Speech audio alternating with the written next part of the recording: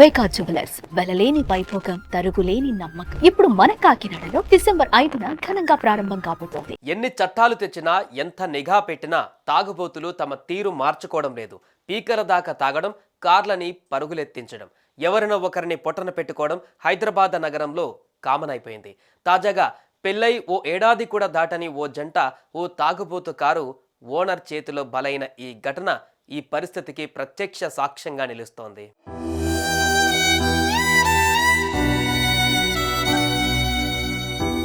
Hyderabad langar house ప్రాంతం. ఆ ప్రాంతంలో తన భార్య మోనాతో కలిసి దినేష్ అనే యువకుడు బైక్ మీద ప్రయాణిస్తున్నాడు.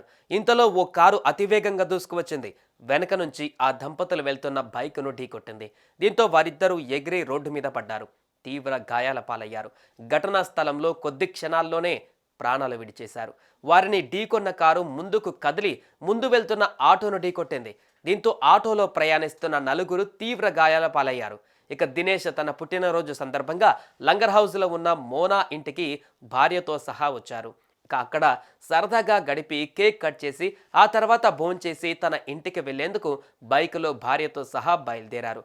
లంగర్ హౌస్ ప్రాంతంలో వారు ప్రయాణిస్తున్న సమయంలోనే ఆ మృత్యు వాహనం దూసుకువచ్చింది. వారిద్దరి ప్రాణాలను నిట్ట నిలువున తీసేసింది.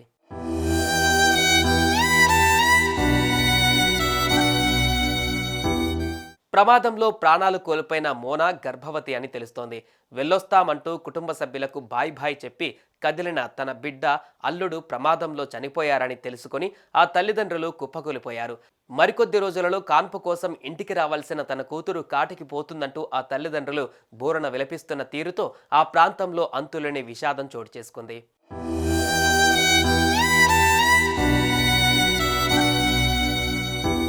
ఫుల్లుగా తాగి కారు నడిపి రెండు నిండు ప్రాణాలను బలికొన్న పవన్ అనే యువకుడిని స్థానికులు పట్టుకున్నారు. పోలీసులకు అప్పగించారు. ఈ యువకుడు వికారాబాద్ మండలం మోత్కూరుకు చెందినవాడుగా తెలుస్తోంది. తమ వ్యసనం కోసం జనాల ప్రాణాలు బలి తీసుకుంటున్న ఇలాంటి వారిని కఠినాతి కఠినమైన శిక్షలు పడేలా చట్టాలు సవరించాలంటూ నెటిజన్లు కామెంట్ చేస్తున్నారు.